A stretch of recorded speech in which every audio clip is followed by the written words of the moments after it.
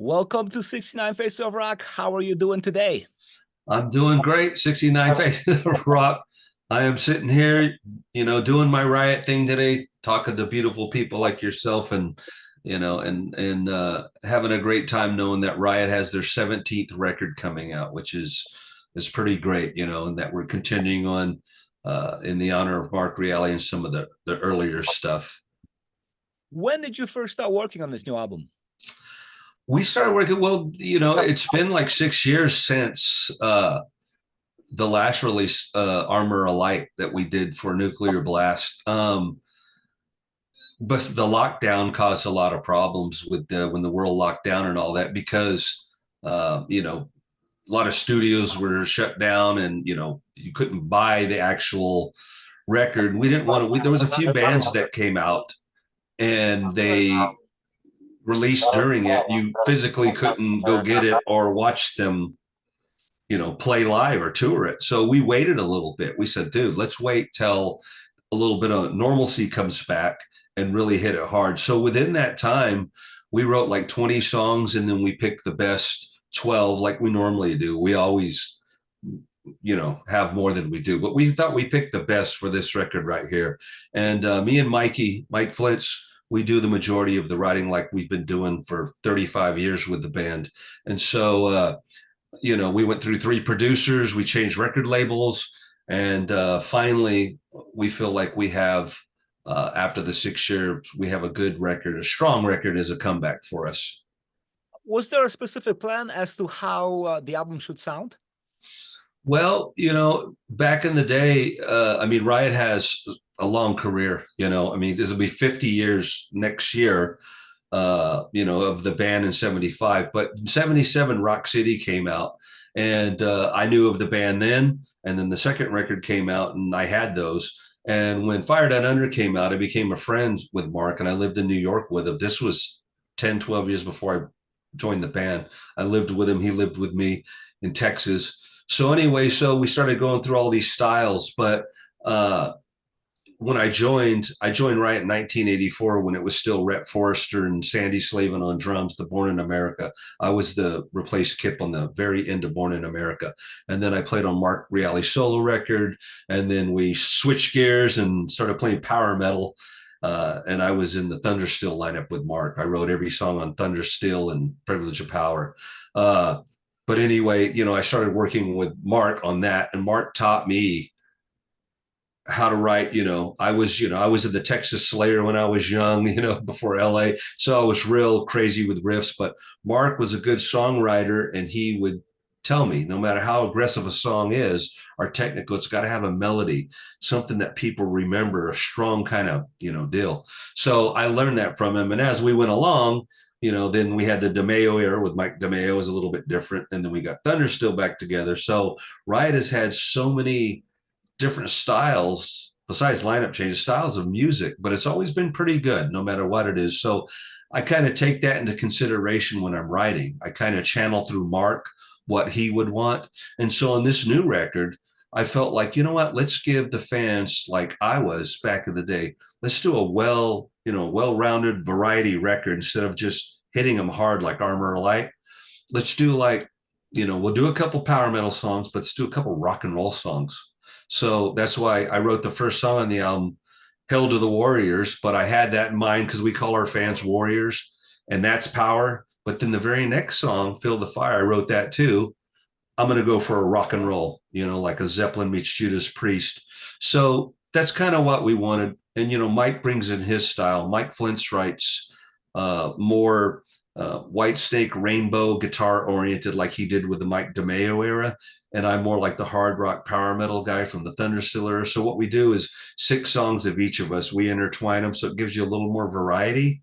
So we feel like we picked the best 12, and there's different kinds of styles. So hopefully, the people will like that record with all the styles on it. Which naturally brings me to my next question. Like, as you mentioned, Riot has a long history and has quite a few phases in which the sound was altered by the personnel that the band had at the moment, and the Right. fans who also have their favorites. So, in your opinion, which phase of Riot are you the closest to in your songwriting right now? the one I kept going on right now, Thundersteel. What happened is besides being on Born in America lineup, when we switched gears and we started doing Thunderstill, me and Mark already had been writing music. We had a band called Narita, which had Dave McClain from Machine Head in it and some people from Slayer. And then after that, when we switched gears, we decided to go a little bit more heavy because everything was, Judas Priest and new wave of British heavy metal, Iron Man at the time. So Mark used to say, we need to write a record that's like a Fire Down Under, on steroids, 100 miles an hour, So we started the Thunderstill lineup in 1987 and 88, and we got to deal with CBS, but we hired Bobby Jerzombeck, the drummer for that. He's a great drummer. He's my best friend. We're going out tonight, as a matter of fact. But anyway, we still hang out. And I hired him because I knew Bobby when I was in Slayer. His brother was in Slayer, Ronnie. So I hired Bobby. And so Bobby came in, and then Tony Moore, the high singer, he was living in New York City. And we put that together, and that became an iconic record for the band. There was Fire Down Under and Thunderstill. Those are the two most iconic Riot records. And that's where I came into play. So when I was with the band a few years after that, we did The Privilege of Power. And then I left for a while, and they started the Mike DeMeo era, which was a different style too. You went from, kind of hard rock, heavy rock, power metal, and then Mike DeMeo is more like I said, like a rainbow kind of thing. So, those kind of styles, Mike is more associated with that. That's his forte because he recorded like 4 or 5 records with that lineup. So basically where I come from and where the band continues on as is kind of, that's why we call it Riot 5 sometimes, the 5th chapter going forward. It kind of channels the Thunderstill because we got a high singer like Todd Michael Hall. We got a drummer like Bobby, Frank Gilchrist. And so we kind of channel that, and that's what we're moving forward on. That's why the albums sound like that. They favor Thunderstill. The same token, do you sometimes feel restricted by band's legacy? Well, there's pros and cons of it. We're doing it in the right way as we continue on. You'll have old schoolers that like the older version of Riot, which is great. I'm there with them, but I think all my years in Riot, I've been in Riot for almost 38 years, and I got to go through the management and the ups and the downs and the big tours, and it's one of them things where I had a heavy heart when I decided to continue, because when we in 2008 after the DeMeo, Mark Reale and Bobby Jerzombeck said when they were out with their bands, like he was out with Sebastian or Fate's Warning, and Mark was doing the other DeMeo, he would say a lot of people would bring up the Thunderstill records, and that was a real big era for them, lineup. So we got back together in 2008 and got Tony Moore back in the band, and Bobby rejoined. And so we did Immortal Soul. And so we were back. We were going to do that moving forward. And then unfortunately, Mark passed away.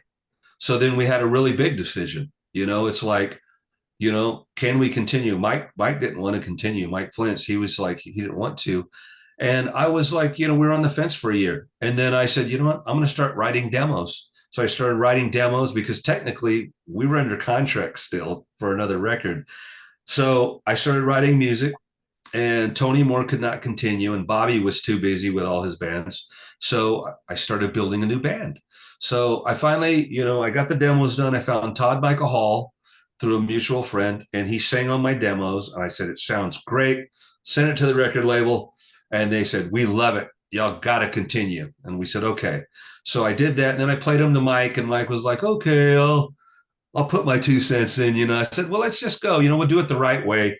We're not just going to use the name as a brand to go forward. So when we got that, we got the record deal, I said, let's do this. Let's play some few shows and festivals, and let's put a record out. Let's see what the fans think and stuff like that. So the majority of the people liked what we were doing, because Riot has such a big career. Everybody has their phases they like. And some of the old people don't think like we should continue or this and that. But that's why I put in some markets where Riot, in some markets they put the 5, the Roman V, and it's the 5th chapter. I named it that because It's Todd Michael Hall is the fifth singer, out of all of them, Guy, Rhett, Tony, Mike DeMeo, and now Todd. So I did the fifth chapter. So we did it in a classy and a respectful way for Mark and the legacy. We contacted his father, who we're still great friends with, Tony. Mike goes and visits him and takes care of him still too. And it's done the right way, where we're continuing the legacy. We're not living in the past on the past music and the name. We're moving forward with our music and our name with that on it. So we feel like we're doing it the right way, and a lot of people like it. And there's some like the older stuff, but I can tell you from my days, early on, this is probably the best or the biggest response Riot has ever gotten from me. And I've been in the band 35 years. I mean, we're playing all the big festivals, big record sales. So it's a Well, reason to keep going. I guess it's time for me to admit a confession. First time I ever saw you, I'm thinking, it's gonna be awful, just some tribute band. But after Yeah. so good, it was. I didn't want to like you, but it was so difficult. Yeah, it's that's what I said. When you're a Riot fan, we have the most passionate fans because we've had such a long career in many styles of music. So, and one thing Mark used to tell me, and I use this quote, he says the longevity of a band is through releasing good music.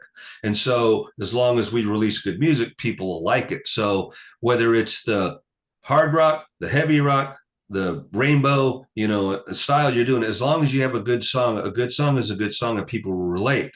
And so when I kept the band going, Mike finally came aboard and we said, we learned a lot from Bart. We'll write in the style of Riot and we'll keep it going, for the legacy and stuff like that. So we were excited when people accepted us. When we played a festival in Germany, we didn't know how it would go, but the crowd went crazy. Uh, we brought Mark's guitar case on stage. We were just, he's our brother. He was living with me when he passed away. So, we feel like we're doing it justice. When you joined the band, and you mentioned that before, Mark was still in the band, so you got to witness and understand his musical vision firsthand. How would you describe it?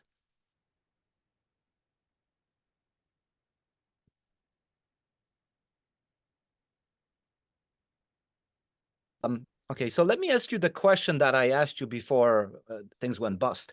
When you joined the band, Mark was still alive and still full of ideas. Um, and you had a chance to witness firsthand his musical vision. How would you describe it? He was awesome. He was an artist. He grew up, musically. His favorite bands, we shared the same things. We both liked Deep Purple a lot. We liked Oh, like that. I was a Richie Blackmore head, and I grew up on Made Japan, Machine Head, and stuff like that. And he liked Free and Bad Company, and we like Thin Lizzy. So him, he was very passionate about his songs. I mean, he would sit there, even when we wrote music, he would sit there and he would just hum along. He was constantly having thoughts in his head on like writing and stuff like that. And I was lucky enough to know him when I heard him writing stuff for Restless Breed and Born in America, because we would sit there and he would, what do you think about this idea? I said, that's great. And so he was real passionate about what he released and stuff like that. And he was one of those sticklers where he wanted it right. He believed in Riot too. That's another reason why there are a lot of member changes. He felt like if you're going to be in Riot, you're going to be in Riot. If you're going to go do something else, I ain't got time for you. He's very passionate about the music, and the lineup of the bands. That's why there's a whole thing. But he was, I mean, he was, like I said, I knew the guy 10 years before I joined the band. We would go camping and Disneyland and hang out and write music. We were just like bros. So the guy, he was just a great songwriter. He was very focused and he had a big musical background. So, that's one good thing about Mark. His music, he was a great thing. The business side was a little bit different because working with management, sometimes people think that's the reason why the band didn't flourish, because bad management decisions. But Mark was a good guy. He's a great songwriter, one of my favorite songwriters of all time. Uh, I had a few records before I even got in the band, so he was definitely passionate. This is your third album as Riot 5. What can you tell me about the band dynamic that developed over this time? Well, when like when I told you we first put it together, we were hoping that we would have a lineup that would not only stick together because this is a record, the same lineup for three records, never been done. So thank you. Anyway, so we just thought it works as a family. We're like brothers, like when I write music, I have it all completely done. I demo it, I put a drum machine, I play bass. I'm a guitar player, so I play guitar in the leads, and I send it to the guys and they put their magic on it. And after the first record, Unleash the Fire, you know, we could we could feel the fire being unleashed. I mean, Frank's drums were killer. Todd sang good. The guitar players, it was just magical. We were like, wow, this is a really good record, So we were like, we felt like there was, we just thought this was a proud moment for us in the legacy. We're releasing another good Riot record. And so we thought that was great. And then the next record, Armor of Light, we were like, okay, we're still together. Let's try it again. So we wrote some songs. We wrote a lot of songs put together. And then, we released it and everything. And the vibe was positive. The band was even elevating more. We were getting play at Vaken a couple of times in Sweden. We got on these festivals, we got on a tour, so then we're going, wow, this is going crazy. So, and it's the same lineup, and like I said, we're like brothers. I mean, we even fight like brothers, when we're recording, we're like, no, but we love each other. So, it's just like brothers. And then when we did the new record, we were like, we switched labels. We went to the offshoot of the old Nuclear Blast, Marcus's new Atomic Fire, which is now the Reigning Phoenix and stuff. But we thought like, okay, well, let's see what this record is about. So we made it a little more variety, power metal, rock, Mike style, and stuff like that. So now that we got a third record on a good label, good support, for Riot 5, we're like, wow, we think we're doing something right, because we wouldn't still be doing this if people weren't like it and the vibe wasn't good. And we have a tour coming up soon, and we have going back to Japan, Sweden Rock again, a bunch of festivals and other tours and stuff like that. So we're very proud, and I think Riot 5 is doing the legacy justice, and the people can see it and feel it. And so we're very happy to move forward. Outstanding. Now, when you strike out on your own with Unleash the Fire, did you find acceptance right away, or did it take time? Well, it was, Unleash the Fire was, the first comeback. So we knew we had, a lot of people, there was going to be some good and bad. So it was kind of our tester ground, and we had done that Immortal Soul with Mark. So after it, it was like, well, we've been working with Mark for so long that we write with Riot in mind when we write songs, like how Mark, we even have Mark in our head. How would he do it? And so Mike writes his style and I write mine. But it's one of them things where, you're going like, well, let's hope people like it, even though Mark's not there. And, you have good and bad, like everything. It's still to this day, you have some people that, are like, well, it's not Riot and stuff like that. And it's like, well, it depends on who you think Riot is. I mean, from the first album, there wasn't an original, the same lineup. Mark was the only guy all the way to Immortal Soul. So, and me and Mike, we've been in the band more than any member of Riot, past and present, and, and stuff like that. So it was a challenge, but we thought it was a good record, and it was the stepping stone. Then we got hired by Nuclear Blast, the biggest metal label. So that was great, so we were flourishing. So hopefully it'll still keep picking up with this one. Tell me about the new songs. Which are your favorites? All mine. No, I have, and we all have the same ones that I mean, obviously there's a lot. I like a lot of the record, of course, but when we pick set lists too, that's also hard because we have 17 albums now, and if we do one or two off each record, we'll be playing for 5 hours, which would be cool, but we can't do it. So anyway, so when we do that, we pick. So we're going to probably pick 4 off the new record to play live, and then add some 2 others from Riot 5, and then the legacy for the fans and stuff like that. But the 4 we chose, we'll probably, like we always do, the first song on the album, we open with Hell to the Warriors for the fans so they can chant, and probably Feel the Fire, and Love Beyond the Grave. And then the other one would be Mean Streets. So in maybe High Noon, but we just have so many. But my personal favorites, I wrote Feel the Fire and Mean Streets, and Mortal Lies. So I like those. And then out of Mike's, I like Love Beyond the Grave and Higher. Those are probably my favorite songs off the record. Why the title Mean Streets?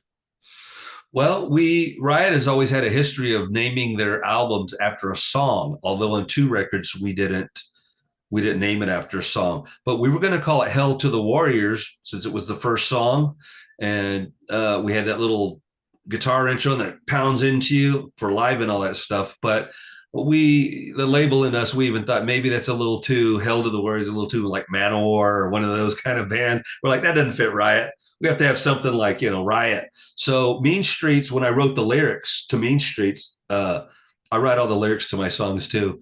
I wrote it about the upbringing of Riot in New York City when I lived there and with Mark and stuff. It has when they began in 1975, they were from Brooklyn, and then they played the city, a lot of places and stuff like that. And I even have lines in there like, to Lemoore to get our fix, to the Cat Club, pick up chicks. That's true story. We used to go to the Cat Club, hang out, and we'd go to Lemoore's and play it a lot. So there's like a lot of history of New York, of the mean streets. And we lived there. We ate at the delis, Green Street, the recording studio that recorded the first record, Rock City, all the way up until, the 15th record. It was all in New York City, so we lived that lifestyle. So I wrote it about the mean streets of New York City, Hell's Kitchen and all that stuff. And then they thought that, that's Riot, that should be the title. So that's why they ended up picking it. Funny you talk about like going out, because one time I think Bobby Jazombek told me that Mark would not go out until his equipment was safely put away. Oh yeah. Mark was a stickler for stuff like that. He was meticulous on his equipment and going out. He was more a laid back kind of guy. Like even when back when we were touring on the Thunderstill lineup, me, Bobby, and Tony and Mark, he was always like that. And he got that way. There was an incident that happened on the Thunderstill tour. They opened his guitar case at a sound check, and the guitar wasn't there. And it was just like Bobby and Mark were just like, so he was very meticulous from that point on to make sure everything was done, correctly and stuff. But, he was a little different back in the Thunderstill days. And then later on in his life, before he passed away, he had the Crohn's disease. So he was very laid back, and he had to watch his health a lot. I'd have to take him to the hospital once a week, and he just had an ailment. So he was kind of different guy. But back then, yeah, he was definitely meticulous for sure. In your opinion, what's the best thing about this upcoming record? That Riot's able to release a 17th record. But I mean, it's just exciting that, we can continue the legacy of one of our favorite bands and that people can see it. And, we're very proud of it. It's taken a while. So, most of the reviews have been great. The two pre-releases, High Noon and Feel the Fire, that everybody's digging it. So that means a lot to us. So if we're able to continue on with the legacy and play like we're doing and release good music, we're very happy. I mean, we'll do it as long as we can, as long as we have the deals. And, I don't kill over soon. I just turned 61. So, I mean, God, we've been doing a long time. So we're proud to move forward. So we're looking forward to the tour and the release of the record. Sounds great. Thank you. Yeah. Hell yeah. So where are you based at? Where are you at? I'm in Chicago. Oh, you're in Chicago. Cool. Well, we have to go to Reggie's one of these days again. We played there, but we haven't been booked there yet. But we'll be in Chicago this year. I guarantee it. Sounds great.